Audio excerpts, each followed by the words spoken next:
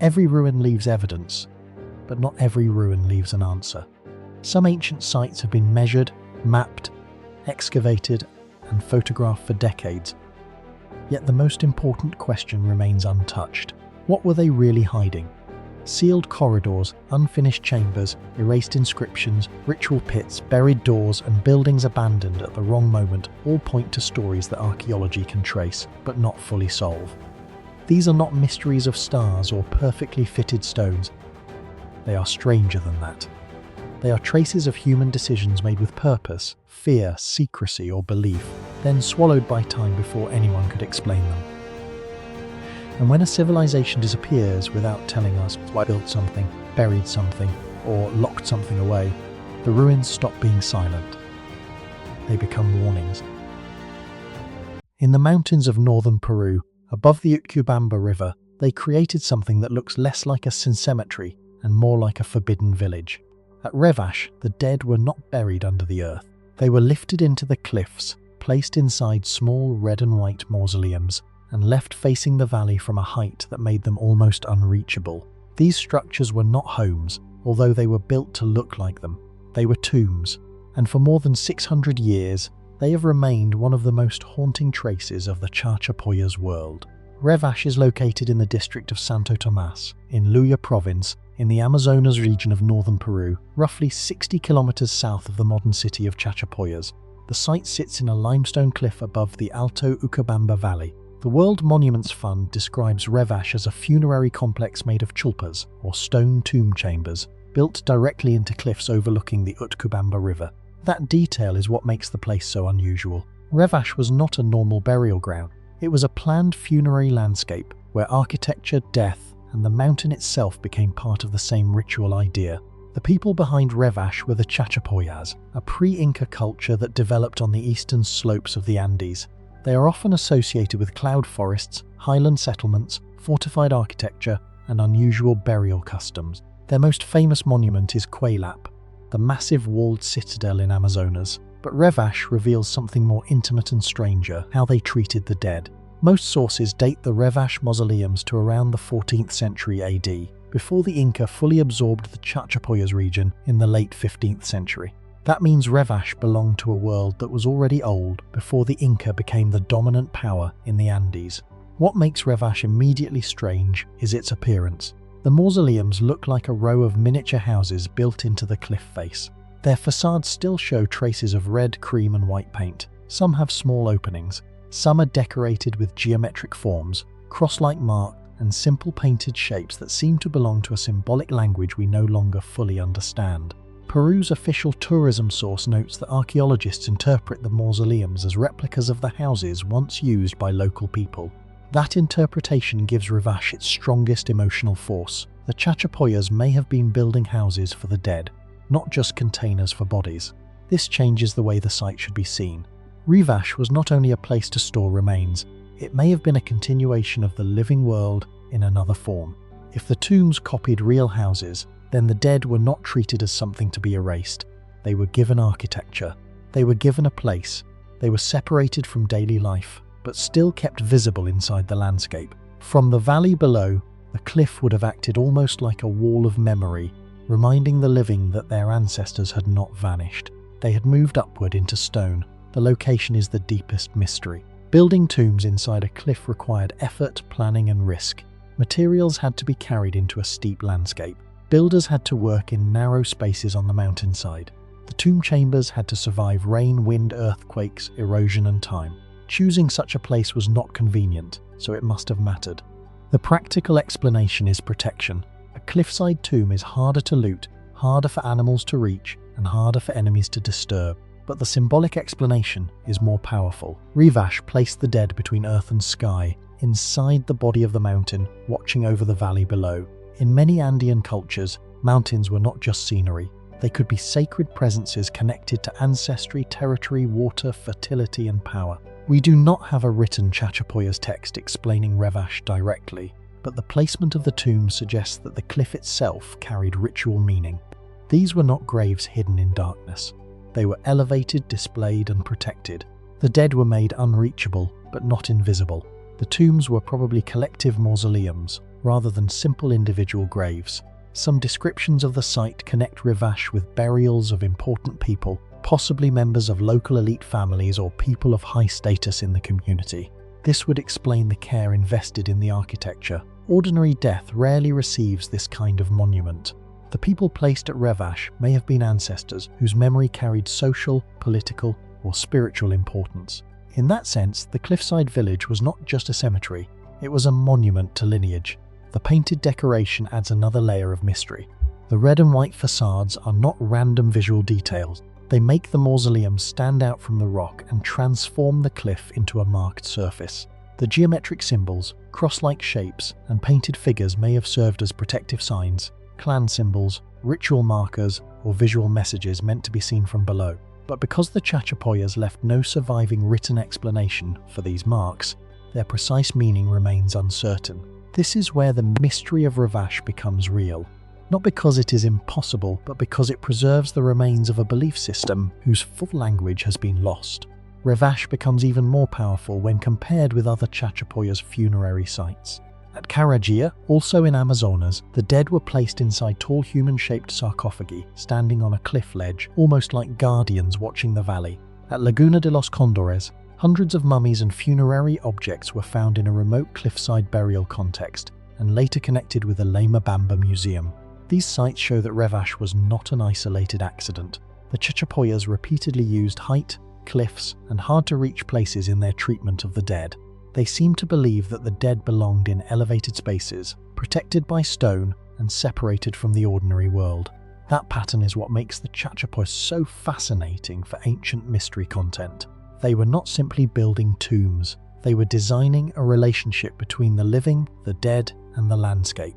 Ravash is one version of that relationship. Karagia is another. Quaylap shows their ability to build monumental fortified settlements. Together, these places reveal a culture that understood architecture as more than shelter.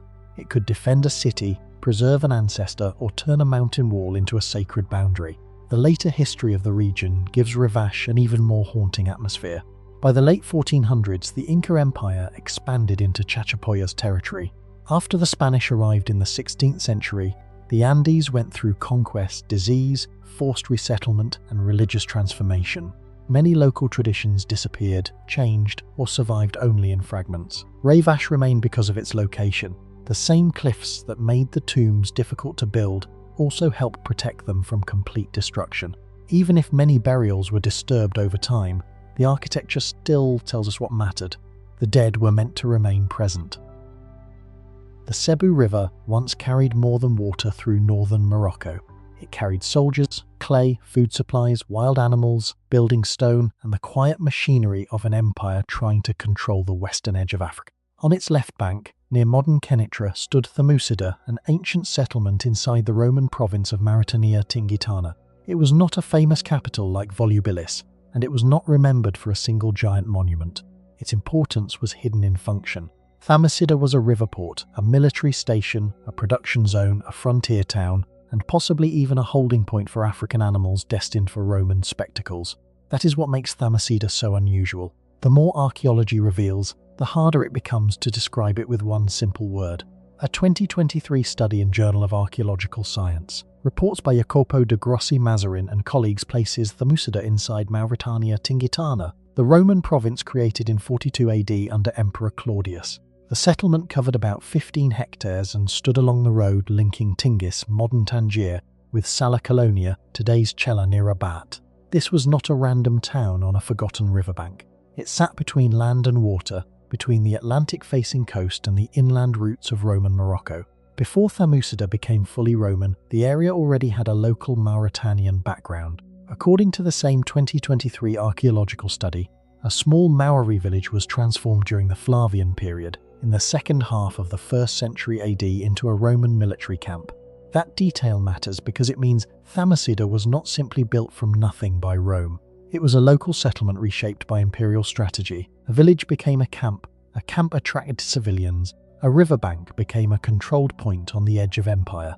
By the 2nd century AD, Thermusida had grown beyond its original military role. Archaeologists have identified public buildings, temples, baths, production areas, houses and defensive structures. In the second half of the 2nd century, the The civilian settlement around the camp expanded and was enclosed by walls. By the 3rd century, the town had grown again, but its basic purpose remained connected to the same strategic question: how to control movement along the Cebu River and the road system of Maranhão-Tingitana. This is the first real mystery of Thamusida. Why would Rome invest in a river town that never became famous? The answer may be that Thamusida was important because it was practical. Rome did not hold distant provinces only with temples and statues. It held them with roads, storage points, soldiers, workshops, river routes, tax systems, and supply stations. Thamusida was one of those places where empire did not appear as glory, it appeared as logistics. The site was investigated in different phases. Earlier archaeological work took place in the 1930s and 1950s, but one of the most important modern projects happened from 1999 to 2006, when the University of Siena worked with Morocco's Institut National des Sciences de l'Archéologie et du Patrimoine. Researchers such as Emanuele Papi, Elisabetta Gliozzo, Stefano Campriali, and their colleagues studied buildings, bricks, ceramics, pigments, plasters, bronze objects, amphorae, inscriptions, glass, and other remains. Their work showed that Thamusida was not just occupied, it was producing, adapting, importing, and surviving across different periods. One of the strongest clues comes from ordinary building material. In 2011, Elisabetta Gliozzo di Damiani S. Camporeale I Memi and E. Papi published a study in the Journal of Archaeological Science titled Building Materials from Thamusida, Rabat, Morocco, a diachronic local production from the Roman to the Islamic period. They analysed 67 bricks and tiles. 40 came from the Roman occupation, dated from the 1st to the 3rd century AD. 27 came from an Islamic ceramic workshop active from the 8th century onward. 13 Roman pieces carried stamps. The result was revealing. The researchers found that Thamusida used local clay, especially grey Tours clay, for building materials in both the Roman and Islamic periods. In the earlier Roman phase, some bricks seem to have come through regional networks, possibly from Barnasa and the Bay of Tangier. But later, local production became dominant. This means Thamusida was not only receiving goods from the Roman world, it was manufacturing parts of itself. Its walls, roofs, kilns and buildings were tied directly to the soil around it. That makes the site more interesting than a simple Roman outpost. Thamusida was a frontier city that absorbed Roman methods but depended on local resources. Workers shaped local clay, fired it, stamped it, and used it to build a town that served imperial needs. The frontier was not passive. It produced, it adapted. It turned Roman systems into something local. This is one of the strongest documentary angles because it shows empire not as a distance of marble and power, but as something made from mud, labour, fire, and river transport. The river itself is the next clue. Thamusida's position on the Cebu suggests that transport and storage were central to its role. A river port does not always leave dramatic ruins. Its importance may appear in warehouses, amphora fragments, industrial zones, animal bones, roads, and the logic of location. The Cebu connected inland Morocco with the Atlantic world. A settlement on its bank could receive goods from the interior, move supplies for soldiers, control traffic, and connect the province to wider Roman networks. Thamusida's mystery is not whether the river mattered. The mystery is how much passed through it. The most surprising evidence comes from animal remains. In 2023, Jacopo de Grossi Mazarin, Claudia Abatino, and other researchers published a study on animal bones from Roman Thamusida, mainly dated to the 1st through 3rd centuries AD. Alongside domestic animals, they identified African wild species including lion, hyena, hartebeest, gazelle, reedbuck, and ostrich. The researchers noted that Thamusida had an unusually high concentration of strictly African wild animal remains compared with other Roman sites in Maranhão-Tingitana, including Banassa, Volubilis, Rierha, and Lixus. This opens one of the darkest possibilities in the story. The researchers suggested that Thamusida may have played a role in the trade and movement of exotic animals from Africa to other Roman provinces, including Hispania, Lusitania, and Gallia Narbonensis. In the Roman world, wild animals were not only symbols of distant lands. They were used in amphitheatre spectacles, staged hunts, executions, and displays of imperial power.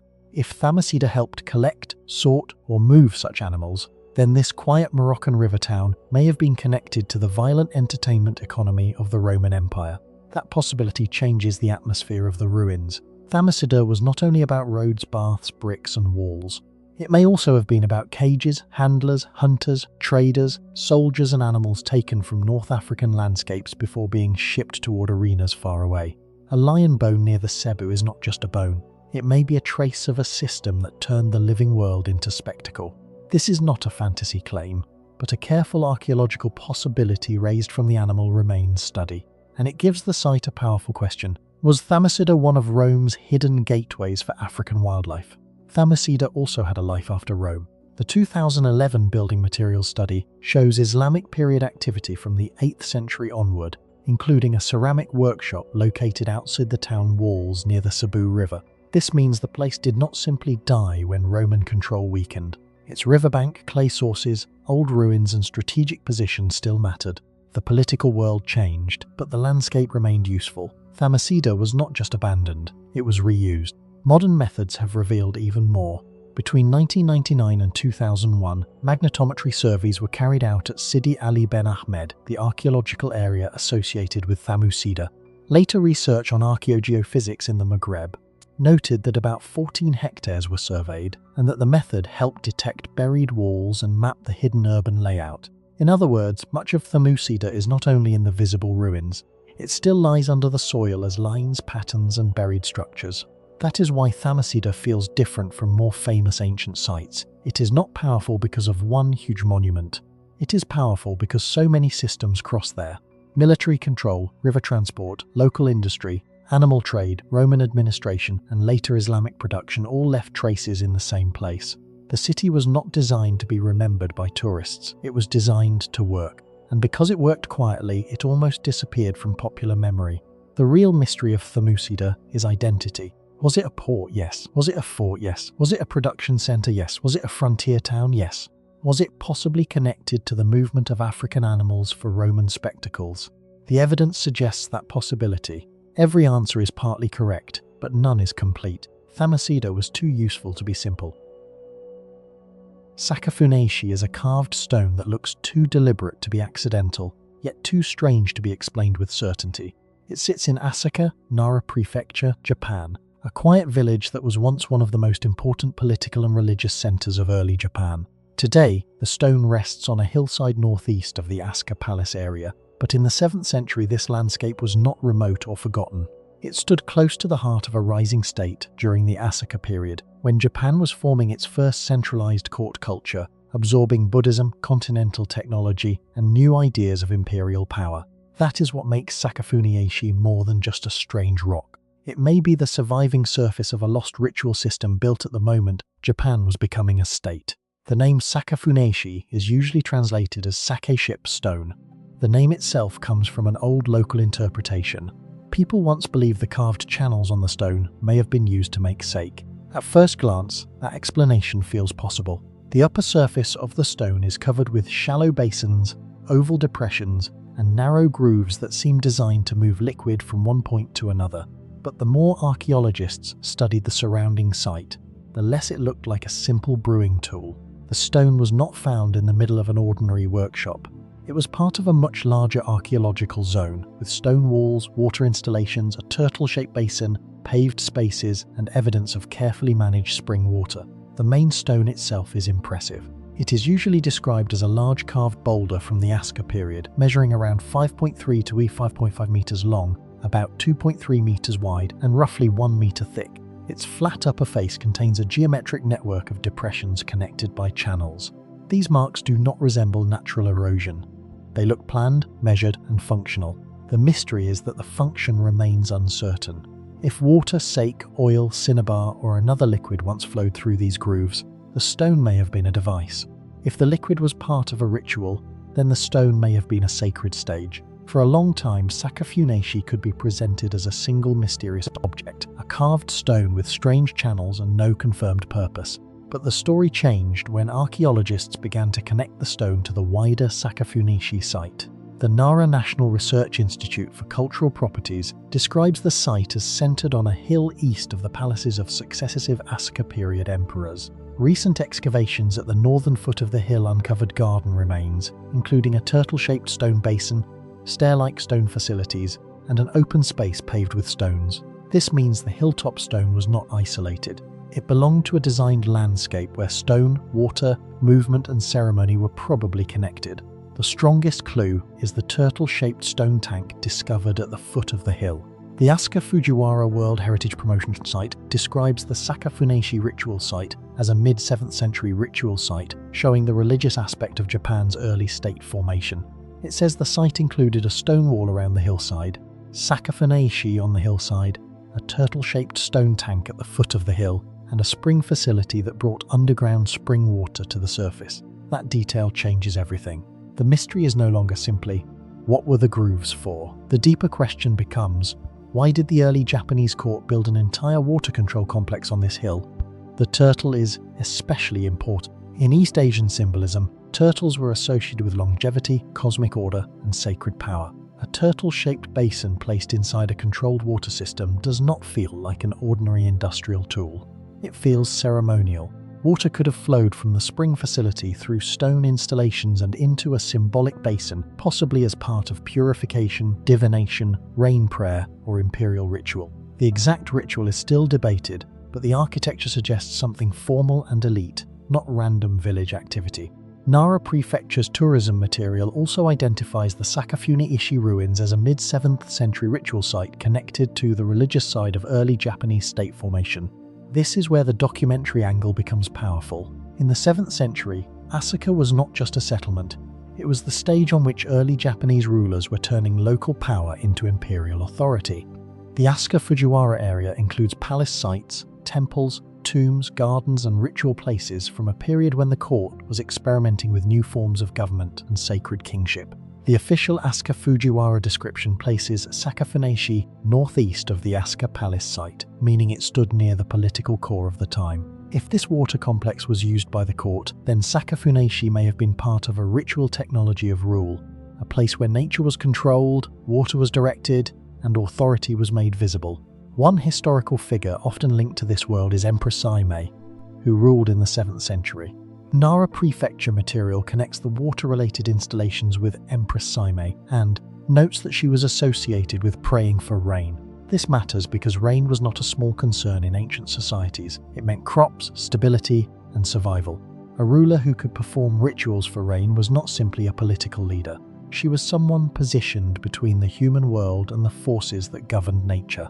If Sakafuneshi belonged to that ritual landscape, then its channels and basins may have helped transform flowing water into a visible sign of sacred authority. The archaeological timeline also gives the story a strong factual backbone. Sakafuneshi itself was designated as a historic site in the early modern period of Japanese heritage protection, and later discoveries expanded the interpretation from a mysterious carved stone to a larger ritual complex. The key modern shift came when excavations around the hill revealed that the area contained more than one strange stone.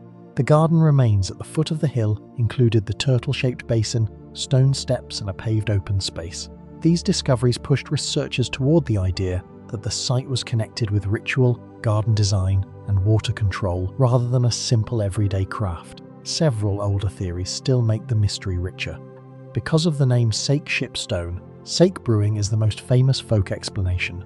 Others have suggested that the grooves may have been used to process oil, separate minerals, handle cinnabar, or conduct some kind of liquid-based production. These ideas are not impossible in a broad sense, because the carved channels clearly invite the imagination toward liquid movement, but the surrounding archaeology weakens any explanation that treats the stone as merely industrial. A normal workshop does not need a turtle-shaped stone basin, a spring facility, a paved ceremonial space, and a hillside enclosed by stone walls. The site looks less like a factory and more like a ritual landscape. What makes Sakafuneshi visually perfect for ancient mystery content is that the evidence is visible. Viewers do not need to imagine the mystery from text alone. They can see the grooves, they can see the basins. They can see that the stone was shaped by human hands. The design feels technical, but its meaning feels lost. That contrast is the heart of the story. It is not a random stone with a legend attached to it. It is an engineered object inside a ceremonial landscape, built near the center of power during one of the most important periods in Japanese history. The best way to present Sakafuneshi is not as an impossible object or alien-style mystery. Its real power is more subtle and more believable. It is a mystery of statecraft, water, religion, and memory. The people who carved it understood exactly what they were doing. The problem is that the ritual system around it disappeared. The court changed, capitals moved, written explanations were either never made or did not survive. What remains is stone, a hillside, a carved surface, a turtle-shaped basin, and a network of water features that still suggest purpose without revealing the full ceremony. The most cinematic reconstruction would begin before sunrise in 7th century Asuka. The palace lies nearby. The hillside is enclosed by stonework. Water rises from an underground spring and is guided into a controlled space. Priests, court officials, or imperial attendants gather near the stone features. The carved grooves are not decoration, they are part of the act. Liquid moves across stone, through channels, into basins, perhaps toward the turtle-shaped tank below. To the people watching, this may not have looked like engineering. It may have looked like proof that the ruler could command the natural world. That is why Sakafunashi is such a strong subject for a documentary script. It has a clear object, a real location, a precise historical setting, and a mystery that has not been fully solved. It also connects to bigger themes: the birth of Japanese state power, the sacred role of water, the blending of ritual and architecture, and the way archaeology can overturn old explanations. The old name tells us people thought it was a sake stone. The modern excavation tells us it was part of something larger. The missing piece is the ceremony itself. In 2007 and 2008, near the town of Caspi in eastern Georgia, construction work on the Tbilisi-Senaki-Leslids highway exposed ancient remains beneath a quiet hill. What should have been an ordinary road project suddenly became a rescue excavation led by archaeologists from Ivane Javakishvili Tbilisi State University.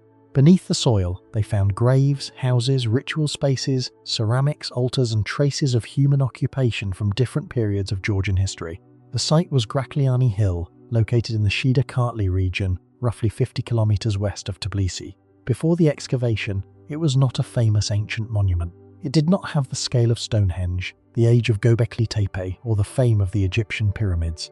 But as archaeologists continued digging, the hill began to reveal something far more important than its size suggested. It was not just a settlement. It was a layered record of life, death, ritual, trade, and possibly writing in the ancient Caucasus. The discovery that made Grakliani Hill impossible to ignore came in 2015. During excavations at a temple complex, archaeologists found a sequence of strange carved signs connected with an altar area. The expedition was led by Georgian archaeologist Vakhtang Licheli, head of the Institute of Archaeology at Tbilisi State University. According to reports from Tbilisi State University, the inscription was found in a temple with 2 altars, dated to around the 7th century BCE, and connected with the worship of a fertility goddess. These marks were not easily recognized as Greek, Aramaic, or any known Georgian script.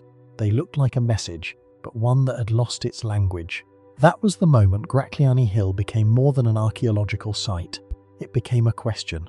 If the carved signs are truly writing, then Grakliani Hill may preserve one of the oldest known examples of native writing in the Caucasus. National Geographic reported in 2015 that the mysterious script, etched on the side of a collapsed stone altar, could be the oldest example of indigenous writing yet found in the region. This matters because the best-known Georgian scripts are usually connected with much later historical periods, especially after the spread of Christianity in the early centuries CE.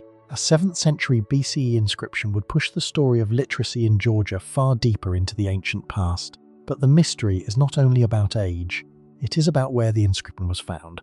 These signs were not discovered inside a market, on a trade document, or in a royal archive. They were found in a religious setting, connected with an altar. That detail changes everything. If the symbols were writing, they may not have been used for ordinary communication. They may have been a prayer, a sacred name, a ritual formula, or an offering to a deity. In ancient societies, writing was often tied to power: temples, god-kings, storage, taxes, and sacred authority. At Grakliani Hill, the signs appear exactly where words could have carried spiritual meaning. This is why the site challenges the old view of the Caucasus as only a bridge between greater civilizations.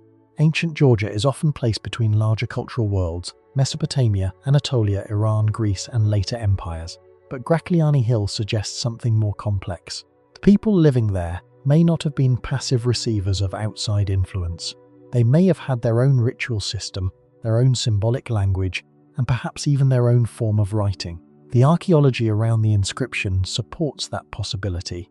Reports from the 2008 excavations describe Gracliani as a multi-layered settlement with graves, terraces, buildings, ritual structures, tools, ceramics, and imported objects. Some finds have been linked with Urartu, the powerful Iron Age kingdom that flourished south of the Caucasus between the 9th and 6th centuries CEE. That means Gracliani was not isolated. It stood inside a wider network of movement, exchange, and influence. People there may have known foreign goods, foreign styles, and perhaps foreign scripts. That connection makes the inscription even harder to interpret. One possibility is that the signs represent a local writing system developed in the Caucasus. Another is that they were influenced by scripts from neighbouring regions, especially Aramaic, which spread widely across the Near East during the first millennium BCE. Later research has noted that some Gracliani signs show visual similarities to Aramaic or other ancient scripts, but similarity is not the same as decipherment. A few similar shapes do not prove that the text is Aramaic, or that it records the same language. The inscription remains undeciphered, and that uncertainty is what makes it powerful. The religious context gives the story an even deeper mystery. The altar was not just a stone object. It was a place where ancient people likely performed rituals, made offerings, and asked the divine world for fertility, crops, protection, or abundance. Imagine a small sanctuary on the hill nearly 2,700 years ago, vessels placed near the altar, smoke rising from offerings. Priests or worshippers standing in front of sacred signs that meant something to them. To the people who carved those marks, the message may have been clear. To us, it is almost silent. Gracliani Hill was also not a single period ruin. It was used and reused over a long span of time. Archaeologists have found evidence of burial grounds, Iron Age ritual structures, settlement layers, and later buildings. This means the hill remained meaningful for generations. People lived there, buried their dead there, built sacred spaces there, and returned to the same place across centuries. It was not just a village, it was a memory landscape. Before the Maya became famous for towering pyramids, royal rituals, and cities swallowed by the jungle, someone in the flatlands of Tabasco built a monument so large that it should have required a king. But at Aguada Fenix, archaeologists found no clear royal palace, no carved ruler, and no obvious sign of a dynasty commanding the work. That is what makes this place so strange. More than 3,000 years ago, near the modern border between Mexico and Guatemala, a community reshaped the landscape into a vast ceremonial platform stretching about 1,400 meters across the ground. From the surface, it looked almost ordinary, but when archaeologist Takeshi Inamata and his team from the University of Arizona used airborne LiDAR and published their findings in Nature in 2020, the shape became undeniable. This was not a natural rise in the terrain. It was one of the oldest and largest monumental constructions ever identified in the Maya world. The discovery challenged one of the most familiar ideas about ancient civilization. Monumental architecture is usually linked to kings, priests, armies, and forced labor. In Egypt, pyramids were raised for pharaohs. In Mesopotamia, ziggurats stood at the heart of powerful city-states. In the later Maya world, temples and stone monuments often carried the names and images of rulers. But Aguada Fenix belongs to an earlier stage of Maya society, before the great dynasties that later dominated cities like Tikal, Calakmul, and Palenque. Radiocarbon dating placed its main construction between about 1000 and 800 BC, during the Middle Preclassic period. That means this enormous platform was built long before the classic Maya age of royal courts, carved inscriptions, and pyramid cities. The scale is difficult to imagine. The main platform is about 1.4 kilometers long and roughly 10 to 15 meters high, with 9 causeways extending outward into the surrounding landscape. Yet this was not a tall pyramid meant to dominate the skyline. Its power came from its horizontal size. It spread across the earth like a massive artificial stage, so wide that people standing on it could not easily understand its full shape. That may be why it remained unnoticed for so long. Aguada Fenix was not hidden because it was buried deep underground. It was hidden because it blended into the landscape itself. This is where LiDAR became essential. LiDAR, or light detection and ranging, uses laser pulses from aircraft to map the surface of the Earth in extreme detail. It can reveal ancient platforms, roads, terraces, and buildings that are almost impossible to see from the ground. At Aguada Fenix, the technology showed that a huge section of land had been deliberately engineered. From below, it looked like a flat rise in the terrain. From above, it became a planned monument, with a main platform, causeways, and a layout too precise to be natural. The greatest mystery is not only how Aguada Fenix was built, but who organized the work. In their 2020 nature study, Inamata and his colleagues noted that the site did not show clear signs of strong social inequality, like later Maya centers. There were no obvious royal palaces, no giant sculptures of rulers, and no monuments celebrating individual kings. This absence matters. It suggests that the people who built Aguada Fenix may not have been ruled by an all-powerful elite. Instead of being forced by a king, they may have gathered through shared rituals, seasonal events, and collective belief. If that is true, Aguada Fenix becomes evidence for a different path towards civilization. It suggests that large-scale cooperation may have existed before rigid hierarchy. People did not always need a king standing above them to build something enormous. A community could come together because a place mattered, because ceremonies mattered, because the calendar mattered, or because the act of building itself created a shared identity. In that sense, Aguada Fenix may represent a moment when belief was powerful enough to move Earth. The design of the site supports the idea that it was a place of gathering rather than a fortress or palace. It does not look like a defensive stronghold. It does not appear to be a royal tomb. Its huge open platform and long causeways suggest movement, processions, and public ceremony. People may have arrived from surrounding settlements, walked along the causeways, gathered on the central platform, and taken part in rituals connected to time, direction, water, and the sky. The monument may have served communities that were still moving between older ways of life and the more settled world of later Maya civilization. A newer study published in Science Advances in 2025 made Aguada Fenix even more mysterious. In that research, Inamata and his team argued that the wider layout of the site may have formed a kind of cosmogram, a symbolic map of the universe built directly into the ground.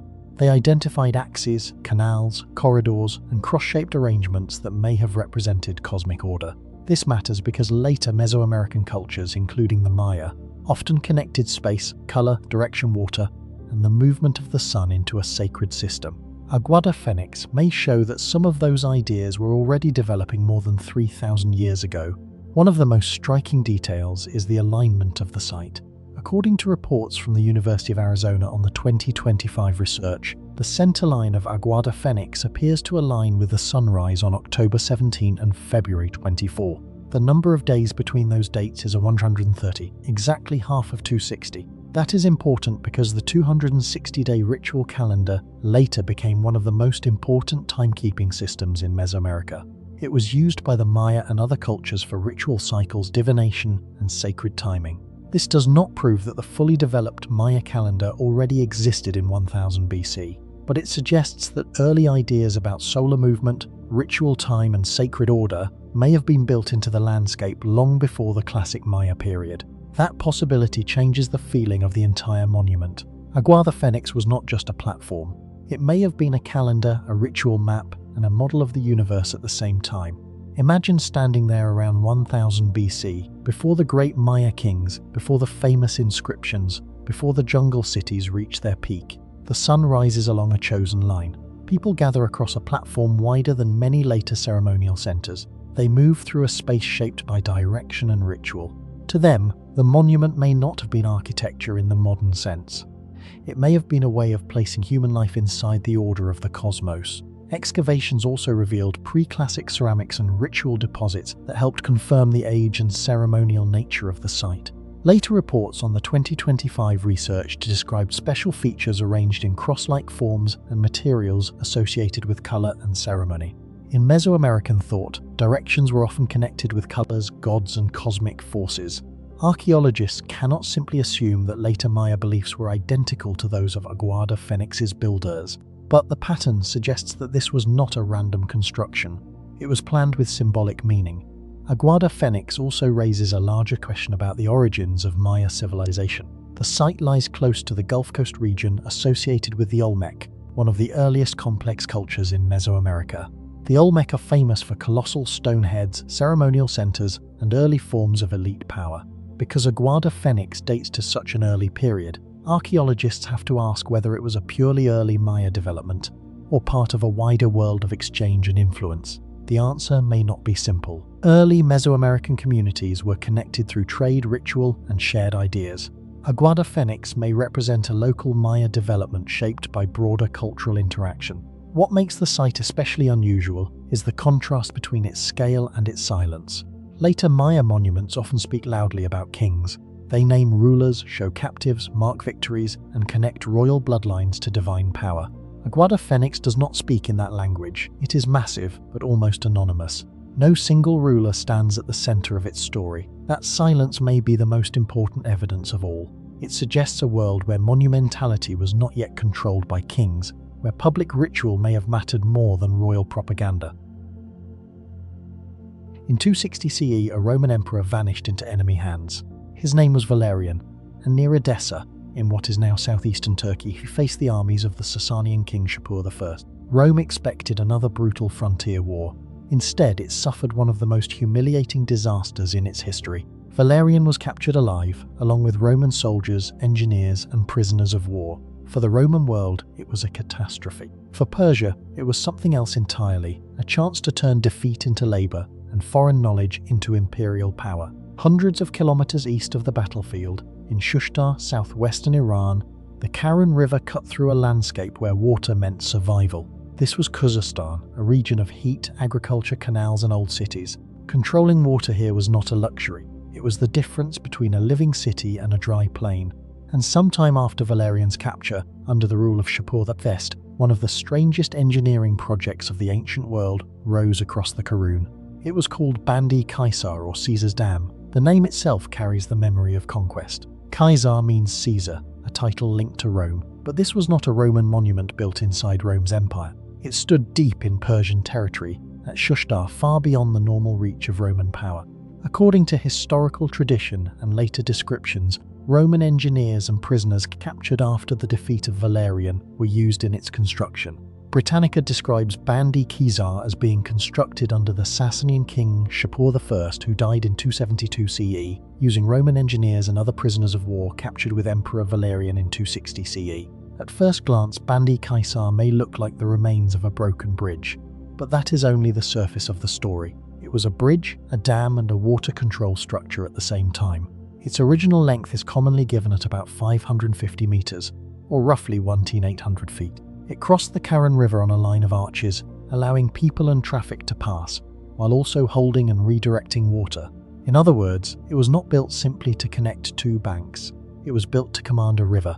That dual purpose is what makes Bandi Kaisar so important. A bridge must carry weight. A dam must resist pressure.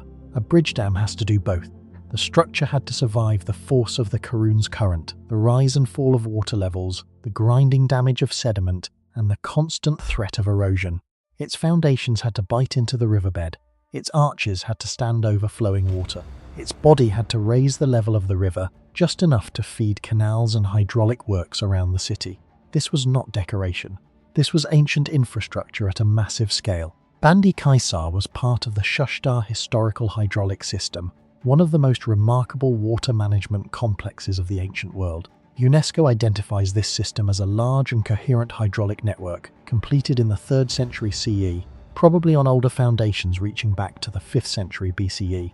It included weir dams, bridges, canals, tunnels, mills, water distribution channels, and defensive works. Its functions were not limited to irrigation. It also supplied urban water, powered mills, supported river transport, and helped protect the city. The most powerful idea behind Shushtar was not one single dam, but the organization of an entire landscape. The Karun River was divided and redirected. Water was guided into canals such as the Gargar Canal. It moved through tunnels and channels, dropped into mill complexes, and spread into agricultural lands. The system turned water into food, movement, industry, and power. Long before modern machines, Shushtar was already operating like a hydraulic city. This is why Bandi Kaisar feels almost too advanced for the way people often imagine the ancient world. It was not just a pile of stones over water. It was part of a planned network that required surveying, river control, masonry, hydraulic calculation, and long-term maintenance. Whoever designed it had to understand not only how to build across a river, but how that river behaved across seasons. Too much water could destroy the structure. Too little water would make the canals useless. The design had to hold a dangerous balance. The real mystery is not whether ancient people could build it. They could. The deeper question is how so many engineering traditions came together in one place. UNESCO describes the Shashtar system as a synthesis of earlier Elamite and Mesopotamian knowledge, with possible influence from Nabatean and Roman civil engineering. That means Bandi Kaiser was not a simple copy of Rome, it was a hybrid. Persian imperial planning, older Near Eastern water knowledge, and Roman bridge-building techniques may all have met in the same structure. That hybrid identity is what makes the story so cinematic. Rome lost an emperor, Persia gained prisoners, specialists, and technical knowledge. The Sasanians did not merely defeat their enemy, they may have absorbed part of its engineering skill and placed it into Persian service. A Roman-style bridge dam was built not to glorify Rome, but to strengthen Shashtar. The defeated empire left its mark, but under the command of the victor. Bandi Kaiser therefore reverses the usual story of Roman engineering. Most Roman roads, aqueducts, and bridges are remembered as symbols of expansion. They show Rome pushing outward, imposing order, and connecting conquered lands. But here, the direction is reversed. Roman skill appears far to the east, not because Rome conquered the land, but because Rome lost. The structure becomes a monument not of Roman dominance, but of Roman captivity. For Shapur I, the symbolism would have been enormous. He was the Sasanian king who defeated several Roman emperors and recorded his victories in inscriptions and rock reliefs. At Naqshi Rostam in Iran, Shapur's famous relief shows Roman emperors in positions of submission before him. In that political world, forcing Roman labour and expertise to build a major water project would have carried a clear message. Persia had not only beaten Rome on the battlefield, it could take Rome's knowledge and make it work for Persia. But reducing Bandi Kaiser to Romans built it would miss the larger point. The Sasanians were not passive users of foreign skill. They were powerful organisers of cities, roads, fortifications and water system. They understood that infrastructure was power. A controlled river could feed fields, sustain population, support craft production and stabilise a city. Bandi Kaiser mattered because it was inserted into a much larger Sasanian vision for Shashtar. That is why the site still matters today. The surviving remains are damaged, and Bandi Kaiser no longer stands in its original full form. Parts of the bridge dam collapsed over time, and what remains across the Karun is fragmented. But the ruin is not weak because it is broken. It is stronger because it forces the viewer to imagine what once existed there. Hundreds of meters of arches, water pressing against stone, canals filling, mills turning, and a city living because ancient engineers had bent the river into a machine. In 2009, the Shashtar historical hydraulic system was inscribed as a UNESCO World Heritage Site. UNESCO called it an exceptional testimony to human creative genius and praised its technical diversity, completeness, and early vision of using diversion canals and large weir dams for land development. That recognition places Shashtar among the great engineering landscapes of the ancient world. Bandi Kaiser is one of the most dramatic pieces of that landscape because it carries both engineering value and the shadow of war. The most fascinating thing about Bandi Kaiser is that it is not a mystery built on fantasy. There is no need to invent lost civilizations or impossible technology. The truth is already strange enough. A Roman emperor was captured in 260 CE. Roman prisoners and engineers were linked to a great construction project in Sasanian Iran. Across the Karun River, a bridge dam rose that could carry traffic, hold water, and help feed one of the most advanced hydraulic systems of its age. So Bandi Kaiser is not simply an ancient bridge in Iran. It is a battlefield echo turned into stone. It is a river machine built after an imperial disaster. It is a Persian work with a Roman ghost inside it. And it leaves behind one question that still makes the ruin powerful today. When we look at Bandi Kaiser, are we seeing a masterpiece of Sasanian engineering, a trace of captured Roman knowledge, or the moment when war itself moved technology from one empire into the hands of another? Somewhere beyond the eastern edge of Alexander the Great's empire, a city was written into history, then almost disappeared from it. Ancient geographers spoke of a place called Alexandria on the Oxus, a city connected to the world Alexander created after he pushed his army deep into Bactria in the late 4th century BC. But unlike Alexandria in Egypt, this city did not become a shining capital remembered by everyone. Its name survived in fragments, its location became uncertain, and the river that once gave it life slowly changed the landscape around it. For more than 2,000 years, the question remained open. Where was Alexandria on the Oxus? In 1972, Uzbek archaeologist Edvard Rutveladze identified a ruined fortified settlement near Temez in southern Uzbekistan, close to the Amu Darya River. In antiquity, this river was known as the Oxus. Excavations began in 1977, and over the following decades, Camper Tepe started to reveal a story far bigger than a simple fortress. It had a citadel, defensive walls, towers, a lower city, suburbs, Hellenistic layers, Greco-Bactrian traces, and later Kushan occupation. To Ratveladze and the Tokaristan Archaeological Expedition, this was not just another ruin. It was a strong candidate for the lost Alexandria Oxiana. The location is the first clue. Camper Tepe stands around 30 kilometers from Termez, on the right bank of the Amu Darya. Today the ruins look dry, broken and quiet, but in the ancient world this was a strategic river zone. The Oxus was not just water, it was a border, a trade route, a military line and a passage between worlds. A city placed here could control movement between Bactria and the lands beyond. It could watch the river crossing, inspect cargo, protect travellers, and connect the Greek-influenced world of Central Asia with older Iranian, local Bactrian and later Kushan networks. That is why Camper Tepe feels more like a frontier machine than a decorative city. It was built mainly of mud brick, not giant stone blocks. Its power was not in size alone, but in planning. Archaeologists identified a fortified citadel, an inner town, defensive structures, and an area linked to river activity. Sources describe Camper Tepe as a port city founded near the end of the 4th century BC, serving the Berdogui ferry crossing and functioning as a place for customs, rest, and movement along early trade routes. In simple terms, this was a city that controlled who crossed, what passed through, and how the frontier operated.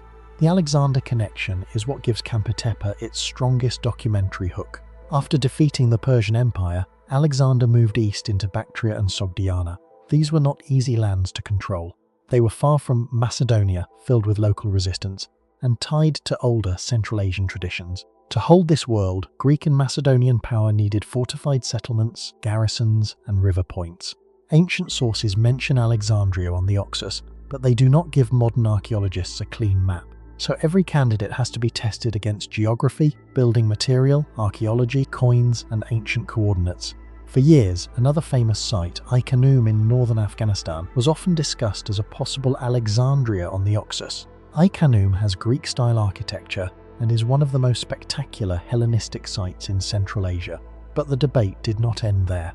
Ratveladze argued that Camper Tepe fits the ancient descriptions better, especially because of its position on the right bank of the Oxus and its early Hellenistic layers. This is what makes the story more interesting. Camper Tepe is not a fantasy claim. It is part of a real scholarly debate about geography, archaeology, and the eastern edge of Alexander's world. The city's timeline also makes it valuable. Camper Tepe was not occupied for one short moment and then abandoned. Archaeological research shows several phases, beginning in the Hellenistic period and continuing through the Greco-Bactrian and Kushan-Yuezhi periods. This means the site preserves a long transformation. It begins in the world shaped by Alexander's conquests, develops under Greek-influenced Bactrian rule, and later becomes part of the cultural environment that would connect Central Asia with India, Iran, and the Silk Road. Coins help anchor this story. At Camper Tepe, numismatic evidence has been used to date different phases of the settlement. One phase has been connected with the Greco-Bactrian king Euthydemus I, who ruled around 230 to 200 BC. These finds matter because coins are political fingerprints. They show who held power, what economy the site belonged to, and how the city changed through time. When a coin appears in a layer beside walls, ceramics, and buildings, it becomes more than an object. It becomes a timestamp buried in the earth. The mud brick architecture also tells a story. Some studies comparing Camper Tepe and Ai Khanoum point to differences in building material and chronology. Camper Tepe's earliest phase used rectangular sun-dried bricks dated to the end of the 4th and beginning of the 3rd century BC, while Ai Khanoum's square mud bricks belong to a different construction tradition and later chronology. For a documentary, this detail is powerful because it shows how archaeologists argue with evidence. They are not guessing from legends, they compare bricks, coins, walls, riverbanks, and ancient coordinates. But the most haunting clue may be the river itself. The Amu Darya has changed course over time. A city that once stood beside a living port could later seem stranded in a dry or confusing landscape. This is one reason Alexandria on the Oxus became so difficult to locate. Ancient writers described a world based on rivers and routes, but rivers move. They erase banks, reshape crossings, and leave ruins looking disconnected from the purpose they once served. Camper Tepe may look isolated today, but in antiquity it stood in a place where the river made it important. The city was also more than a military post. It was a cultural crossing point. Sources connect Kampa Tepe with trace of Greek, Bactrian, Kushan, Buddhist, Zoroastrian, and local religious traditions. One of the most interesting discoveries is a Buddhist sanctuary outside the defensive wall, with architectural features that have been linked to Zoroastrian tradition, including a central cellar and surrounding corridor. This is exactly the kind of detail that makes the site different from a simple fortress story. Kampa Tepe shows a world where religions and cultures did not always replace one another. They overlapped. Imagine the city at its height. Soldiers guarded the walls, merchants waited near the crossing. Officials checked goods moving along the river route. Greek-style coins passed from hand to hand. Bactrian locals, Kushan-era travellers, Buddhist worshippers, and Zoroastrian traditions all existed in the same frontier zone. This was not the isolated edge of civilization. It was a meeting point. The ancient world was already connected in ways that feel surprisingly modern. That is why Kampa Tepe is sometimes described in dramatic terms, even compared to a Pompeii of Central Asia. But the comparison should be used carefully. Kampa Tepe was not frozen by a volcanic disaster like Pompeii. Its story is quieter and slower. It faded through changing rivers, changing trade routes, political shifts, and the collapse of old frontiers. The city did not vanish in one cinematic moment. It slipped out of use until only ruins remained, waiting for archaeologists to give the site back its name. The real mystery of Kampa Tepe is not whether ancient people had impossible technology. They did not need it. The mystery is historical. How can a city connected to Alexander's eastern frontier become so uncertain that scholars still debate its identity more than 2,000 years later? If Kampa Tepe is truly Alexandria on the Oxus, then this mud brick ruin in Uzbekistan is one of the missing pieces of Alexander's Central Asian legacy. If it is not, it is still one of the clearest windows into the world that grew from his conquest. The first thing Inkalashta tells you is not that the Inca were powerful. It tells you they were worried. A small military outpost does not need a hall nearly 80 meters long.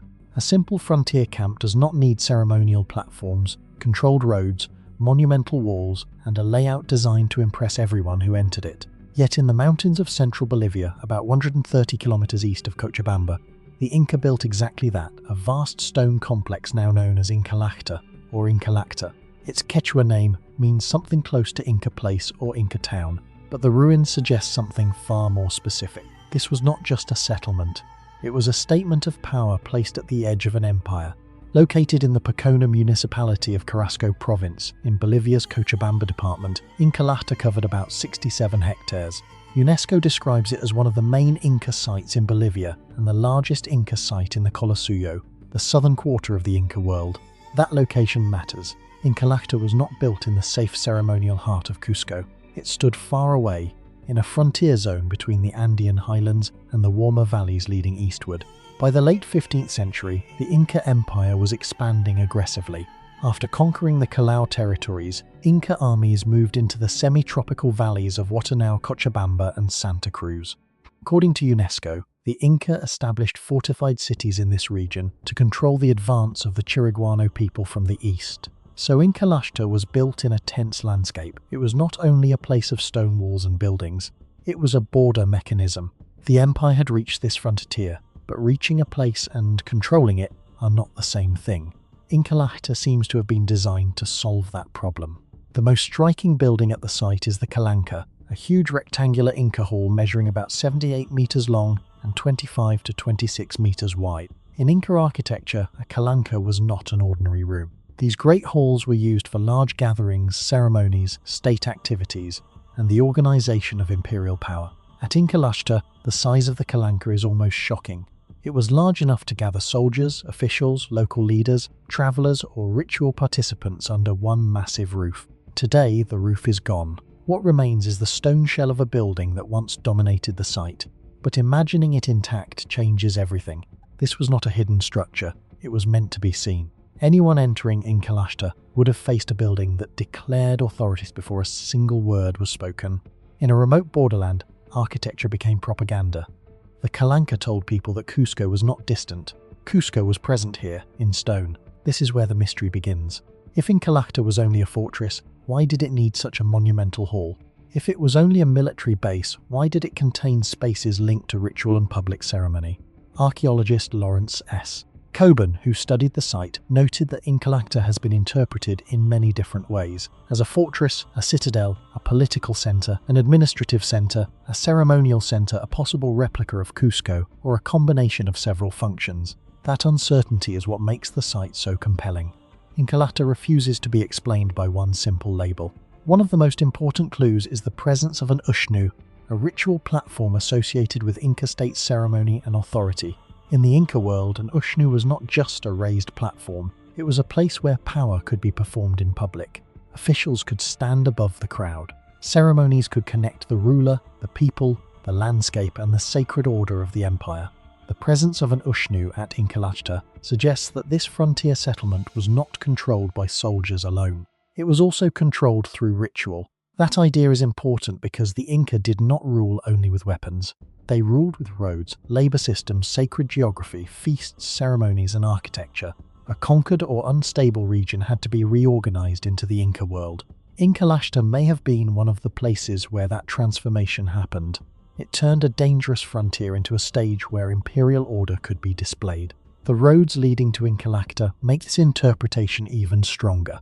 In his 2010 study, Some Roads Do Lead to Inkalacta, Lawrence S. Coburn identified a double road running east from Vacas toward the northern entrance of the site. Vacas was an Inca administrative centre, and this road was not just a path across the mountains. Coburn argued that structures built across the road physically and symbolically restricted access to Inkalacta. In other words, the journey into the site may have been controlled and meaningful. This detail changes the way we should see the ruins. Inkalacta was not simply a collection of things standing in isolation. It was connected to movement. People did not just arrive there randomly. They approached through a designed route, passed through restricted access points, and entered a space where military, political, and ritual power overlapped. To walk toward Inkalacta was to move deeper into the authority of the Inca state. That makes the site feel less like a normal fortress and more like a border theatre. The walls protected it. The roads guided people into it. The Calanca gathered them, the Ushnu elevated authority above them. Every part of the site may have worked together to send the same message. This frontier belonged to the Inca. The timing gives Inkalacta an even darker edge. The site is generally associated with the late 15th century, during the period of major Inca expansion under rulers such as Tupac Inca Yupanqui and Huayna Capac. Tupac Inca Yupanqui ruled in the second half of the 15th century and is remembered as one of the great expansionist rulers of Tawantinsuyu. His son Huayna Capac continued imperial expansion into the early 16th century. Under these rulers, the Inca Empire reached an enormous size across West and South America, but Inkalacta was built close to the end of that story, not the beginning. This was a late imperial project, created when the empire appeared powerful, but was already becoming difficult to manage. The larger the Inca world became, the more frontiers it had to defend, the more roads it had to maintain, and the more distant populations it had to control. Inkalacta may show the empire at its most ambitious, but also at its most pressured. Only a few decades later, everything changed. Huayna Capac died around 1527 and his death helped trigger the civil war between his sons Huasca and Atahualpa.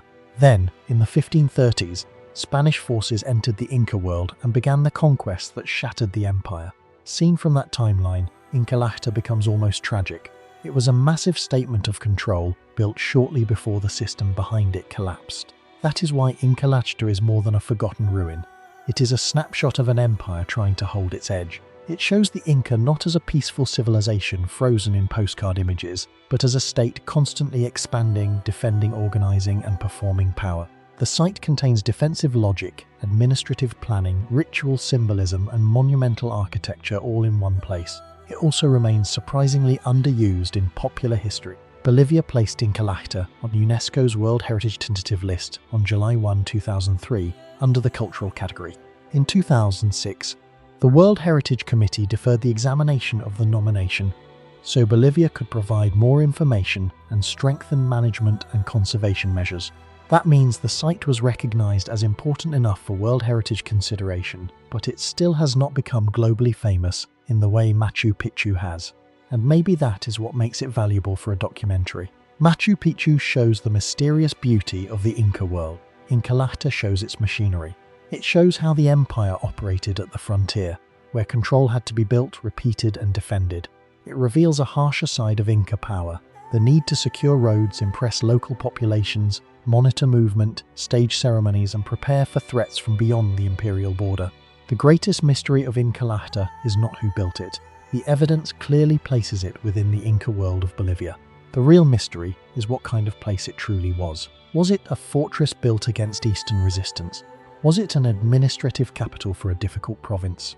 Was it a ceremonial center where imperial rituals were performed? Was it a symbolic copy of Cusco placed far from Cusco to make the frontier feel like the center? The most powerful answer may be that it was all of these things at once. Incalajta reminds us that ancient empires did not separate politics, religion, architecture, roads and war as neatly as we do today. A road could be ceremonial, a hall could be political, a wall could be sacred. A frontier city could be both a weapon and a stage.